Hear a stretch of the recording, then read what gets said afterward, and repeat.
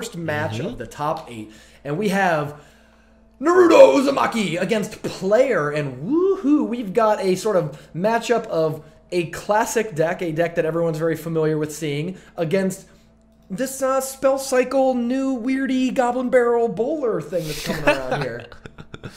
Yes, absolutely, and I think that this will be a tough sell for Player.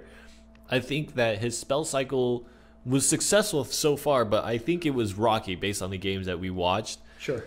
I don't know how you match up against a deck that has such a big, inevitable push as Giant Bowler Musketeer Poison, and you have to assume that it's going to be much easier for Naruto to put a big push to set up that big push, because if you spend Elixir throwing spells onto a tower, then that's less Elixir you have to remove things like Bowler or Musketeer. The lack of, I mean, specifically Fireball over Poison is pretty much, I think, going to hurt you in this matchup more than any other matchup, because you don't just need the damage, you need the slow effect to buy a lot more time. And, you know, it's a small radius, it doesn't have the slow effects. I'm struggling to see how you're going to stop these really huge pushes, but then again, cards like Tombstone and Ice Wizard are unbelievably strong, and we saw how fast Player can cycle, that if he can cycle back to those Goblin Barrels, a ton of damage can be done to the tower right behind Naruto's pushes, right? Can knock the tower down at the start of overtime while a push is coming down the lane. Yes. Let's take a look. Naruto versus Player. It ran away from us. There it is. Yeah, all the matches are starting to finish up all at once now. Okay, Uzumaki against Player. Uzumaki top 4'd last week and top 4'd just a few weeks before that. If he wins this match, he will be one of the very few players to have top 4'd 3 times in the same season. Yeah, he's became a big player. Oh god. Oh no. It's a lot of elixir for Uzumaki early in the game. Spirit, Mini P.E.K.K.A, and the Zap. Yeah, I mean that's 7 elixir to what, 3 for his opponent? And you don't have Zap. Oh god. Oh, the Zap, you're right, came down, and the Bowler is very, it's like slow moving into the middle. Oh, right away. The worst. Question, is 4 elixir for 1,000 damage a good trade? Is that a trade that you would make? You know, I'm going to have to say 10 out of 10 times and twice on Sunday. Yeah. Yep. Oh, good point. Turtwig data mentions that Bowler Mirror Bowler does do a great job at holding off giant pushes, because the 2 bowlers together is equal to 1 mini P.E.K.K.A, right? So like the 2 bowlers are basically mini P.E.K.K.ing the giant while getting extra damage. Yeah. Yes. And all the stuff behind it, like your mini P.E.K.K.As, are never going to reach anywhere, right? Yes. With 2 bowler rocks all over the place. Yes. All right, here comes a Fire Spirit play. I think if you're playing Fire Spirits like that, well, he didn't mirror it, but if you are going to mirror it, you should do that all at once. And one thing Uzumaki could be doing is playing the bowler directly behind he's the just King not Tower. going to zap it? Yeah, I don't know what the deal was. He didn't zap. I think he's just going for the 3 crown maybe, or going for some sort of big push here. But like what he could have done too is played the bowler behind the King Tower, and the rock would have, I think, rolled over all of them, unless he maybe unless the bowler tilted its own angle. This is what we're talking about. If you choose to throw spells on a tower or spend elixir on the tower, then that's less elixir that you have to remove things on the board, and now you can see that that huge push that Naruto had been building up comes in big fashion and converts. And the bowler can tank for quite a long time with all that. Oh no. The player just gives him the thumbsies and removing Look at the the game cards too. he has in hand. He actually has nothing. He had like a Goblin Barrel. He had like Ice Spirit. There's nothing. Goblin Barrel is a really tough card on defense, because like you can play it on defense, but like in what situation is it an elixir positive thing to throw a 2 elixir card for 3? It needs to survive. It needs to not be zapped. It needs to be able to take down at least 2 other cards on its own. It's actually even worse than just playing goblins, because they have a longer deploy time, the Goblin Barrel Goblins, and there's the spell casting animation, so you really telegraph where they're going to go, and they're slower to get going. Yeah, really a desperation move. I mean, technically when they're running around and smacking things, they do a lot of damage still, right? But again, sometimes it's more than just the damage that they deal. Right. All right, this is the second Game 2. So this is the deck that I would actually say is Naruto's better deck. Okay. And what makes you say personally? Maybe it's my bias because I like aggressive decks. Sure. It's more aggressive. I think it has more pushing power. Maybe it's just that it feels more satisfying when the Lumberjack and Prince connect. Yeah. This build seems like it's uniquely strong against Inferno Tower, because you have the guards and the minions and the Lumberjack that you can send up front, so if the Lumberjack dies, it just puts its rage down. Like, this seems like Uzumaki's deck where he's like, I need to get through minor Inferno decks. This is the version that I'm going to get through those minor Inferno decks with. Which is maybe good or bad that there's no Inferno Tower in player's deck, right? Like, Uzumaki is very prepared for something that he's not running.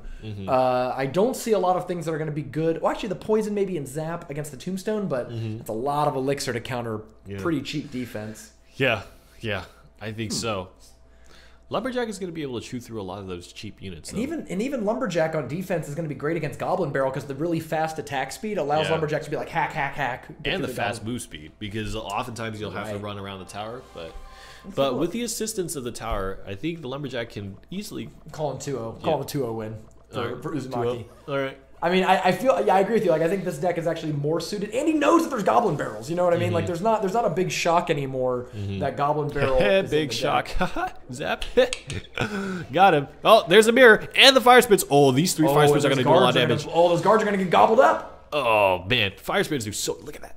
And were they mirrored? I can't remember. The goblins was mirrored. Yeah. Yeah, but the fire spirits were not. Yeah. Fire spirits do so much damage. Ooh, and this Tombstone's going to stop this right in its path. I mean, just do the math right now. That was 1,000 damage right off the bat. That's like a crossbow play that Turtwig, that like a normal crossbow play that Turtwig or Patriots would do. That's going well. Does 1,000 damage. Is the equivalent. And Fireball. Let's see if that Lumberjack does make it. It started to move towards the Ice Wizard, but then just opted to stick on the tower. And really though, just for 4 Elixir, gets over 500. I mean, gets 600 damage on the tower, which is pretty good. Goblin Barrel, Ice Wizard. This is a tough combo, and you can mind game it. What? Where's his Zap? No, he played his Elixir. Wow, no, that's not good. I think you're right. I think Uzumaki had probably tapped the minions, but he didn't quite have the Elixir, so there's like that half-second delay while it's trying to get the Elixir up, and then it's got to summon it, and during that time, those goblins did a ton of damage. This is a big counter push. Here, though, yeah. Ice Wizard is going to try to do his best. The Ice Wizard is going to get goofed up, and those 2 guards are more than enough damage to help kill that tower before the giant dies. Oh no, and it's all about the counter push. They do about 100 DPS each, so those 2 guards, I mean, alone are a Lumberjack in a lot of ways. Yes. Really, this is a perfect example of doing damage to a tower costs Elixir. Yep. And so Naruto just paid player back. He uses the giant as a distraction mechanism. Does not have Zap again. Oh man. And so the situation is double-edged or rather, it can be looked at 2 ways. Yeah. Either player is well positioned to take 1 tower and then the next, or he's in a bad spot because he needs to take 1 tower still. Right. With the one being at 274, I think he's okay because I think Amir doesn't even take that one, so he's gonna have to do a little bit more damage because a mirrored fireball alone will not kill. Here comes the Goblin Barrel that not gonna get any swings. So he's down by an Elixir after that play, with a push coming down his lane. Although those Fire Spirits did a great job at kind of really hurting the Prince more importantly than the Giant. Yes.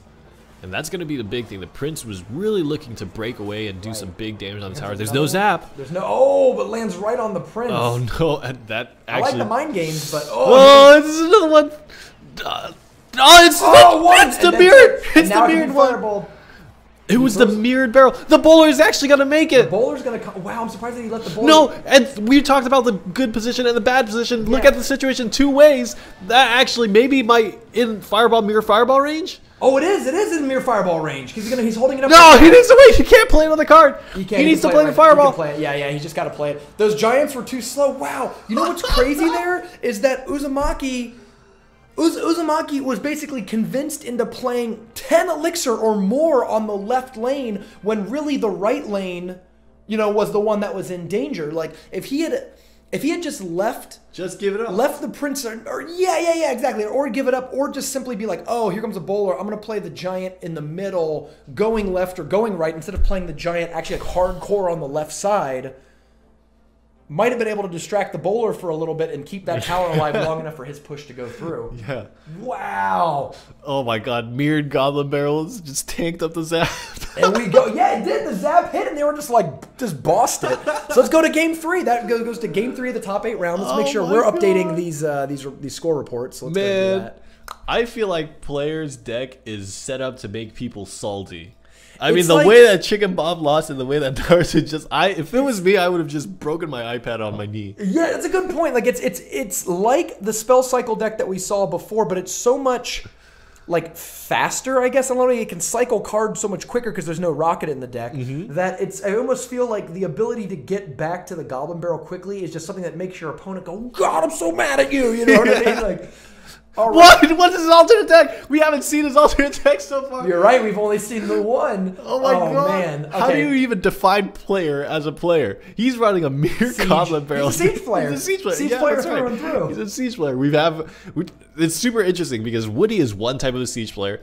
Turtwig Data is another type of a siege player, and now we have a third type of a siege player that is player. Yeah, there's like the spell cycle. There's expo players. There's mortar players. Siege is a pretty diverse archetype. Okay. And there's also minor Inferno decks that I think you could argue are like siege decks as well, right? So there's a lot of different archetypes of that style. Okay. Oh my god. Okay, so Uzumaki's using his Somebody's mentioned a Dragon's level 7 skill. Oh my god. Oh my god, he does. You're right. What is that? Level 7 skeletons. Oh my god. Okay. It's expensive. It's expensive to upgrade cards. I'm just saying. Okay. Uzumaki running the Giant Lumberjack Prince Poison. Not a lot of air cards. I think Uzumaki was going to feel really bad if he bumps into like a Lava Lightning deck or something like that. But there's just not a lot of air in players' decks. Just can't get away with that one. Lightning, not real strong against Uzumaki's deck. Yeah, no, not at all. The Lumberjack, like nothing else really dies to it or is even particularly vulnerable. But player will have a lot of opportunities to drop a mortar because anytime a collector comes down, anytime a giant goes down behind the king tower, there's a big gap for a player to drop the mortar and then protect it with some of his other cards and maybe get off a good amount of damage. Let's go ahead and put the screen blocker up. Yes.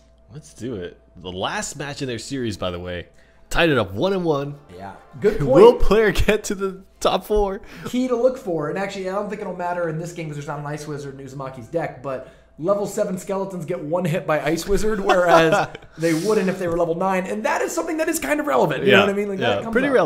Skeletons Skeletons against Ice Wizard is actually a really, really good trade. Skeletons are going to go ahead and block this trade. The Mortar's going to start taking shields off of characters. Ooh, that poison does not quite reach. This could actually... didn't get a swing. One more shot. Ooh. Got it. The Prince. It does get the charge hit on. And all of a sudden, that Mortar that had so much hopes and dreams. It was a kid. It was a wonder kid. And unfortunately, we talked about earlier, player's now kind of shown his hand, right? He's a mortar deck. Yeah. And right away, before the first giant ever hits the field, Uzumaki knows to hold that giant. But yes. Good play by player, already cycling back, having it up, ready to go. Look at the level 7 skeletons. What is the purpose? They were just a cycle.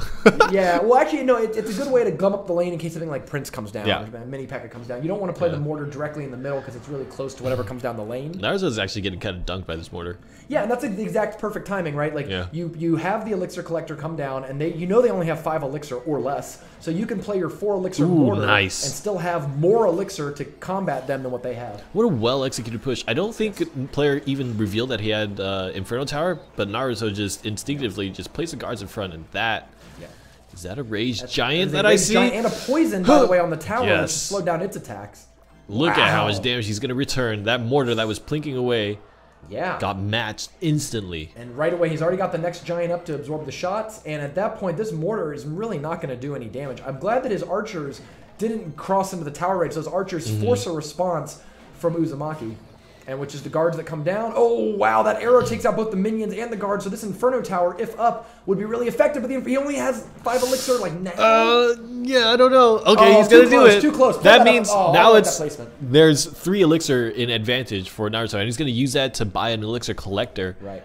You can guarantee that if that situation happens again, or even some semblance of it, player's going to be in a lot of trouble. Yep. And another giant comes down just to absorb. Lumberjack is stuck. Get away! No! Oh no, he's going to eat another shot. Ouch. Yeah. And he's running into the river. He's a water walker. And he's going to get pulled. I think that giant is getting pulled across the river. Where are you going, giant? Where are you headed to? It was out of range of both the towers, though.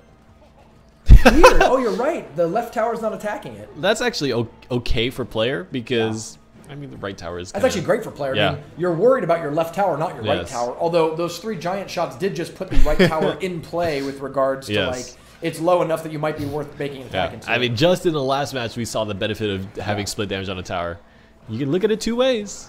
Ooh, that Inferno Tower. Oh, got zapped. Great zap, yeah. Between the poison and the zap, the thing dies. And oh no, here comes the Lumberjack. I think that giant is going to punch at least twice. Yeah, there we go. 2 punches and the guards. Oh, the guards are raged up and they're shooting the guard with the shield, protecting him. Is there any? Oh, there's a poison. There's a poison in Uzumaki's deck. Oh no, I think Naruto again. Whew. Wow, by the seat of his pants. Uzumaki advances to its third top 4 of the season.